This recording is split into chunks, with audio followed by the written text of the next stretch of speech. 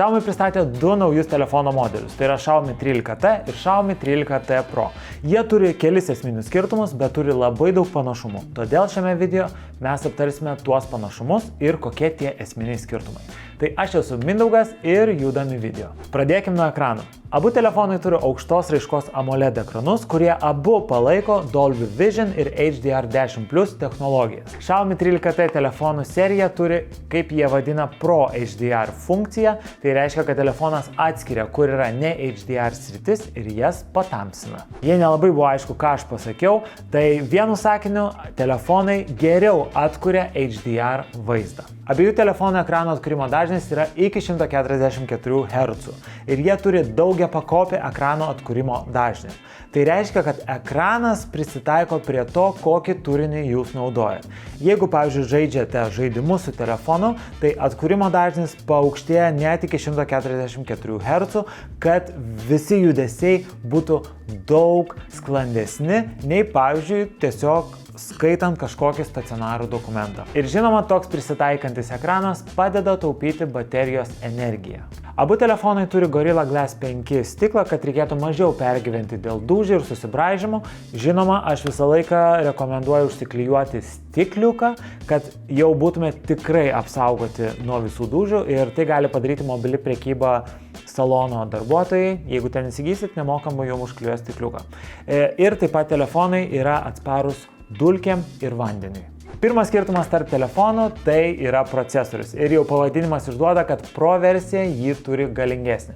Šiaip galiu pasakyti, abiejų telefonų procesoriai yra galingi ir tikrai užtikrins gerą spartų naudojimą, bet jeigu jūs esat tie jau vadinami sunkus naudotojai, kur bandot iš telefono išspausti maksimumą, tai iš karto žiūrėkit į Pro, jeigu žaidžia daug žaidimų, žiūrėkit į Pro versiją. Pagrindinė ir priartinanti kameros abiejose telefonuose yra po 50 megapikselių. Skaičiais, bet pagrindinis išskirtinumas iš visų kitų telefonų tai abiejose esantis objektyvai.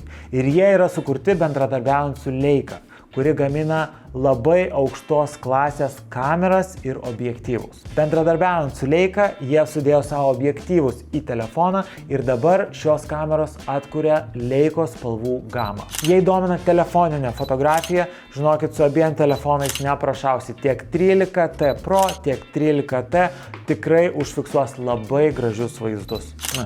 Xiaomi 13T kamera gali užfiksuoti 4K vaizdus, o Xiaomi 13T Pro net 8K vaizdus. Kalbant apie bateriją, abiejų telefonų baterijų talpos yra visiškai vienodos.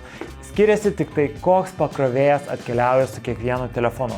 Tai su 13T atkeliauja net 67 W pakrovėjas, o su 13T Pro atkeliauja net 120 W pakrovėjas. Ir žinau tik faktą apie 67 W pakrovėją, kad iki 100% jis turėtų pakrauti per 42 minutės. Nepaneigsit, kad abu telefonai yra labai panašus. Bet jeigu jūs esate tas žmogus, kuris mėgstate iš telefono išspausti maksimumą, žaisti, naudotis galingiausiamis programomis, tai aišku, Pro neveltui vadinasi Pro ir rekomenduoju įsigyti šį modelį vien dėl spartesnio procesoriaus. Labai panašiu metu, kada išėjo šie telefonai, buvo pristatytas ir iPhone 15 modelis. Tai kviečiu pasižiūrėti video apie iPhone 15, kad galėtumėt pasižiūrėti, į ką labiausiai orientuojasi telefonų gamintojai, ar Apple orientuojasi į panašius dalykus kaip Xiaomi, kurdami naujus telefonus. Jeigu šiuo metu yra vis dar spalis, tai mobili prekyba iki spalio galo turi labai gerą pasiūlymą perkant Xiaomi 13T Pro telefoną. Kai jūs jį įsigysit, jūs iš karto gausit dovanų Xiaomi Pad 6 planšetę, kurios vertė yra 400 €. Tikiuosi šis video buvo naudingas, čia buvo Mindaugas, mobili prekyba ekspertas ir būtinai paspauskit prenumeruoti ir laiką.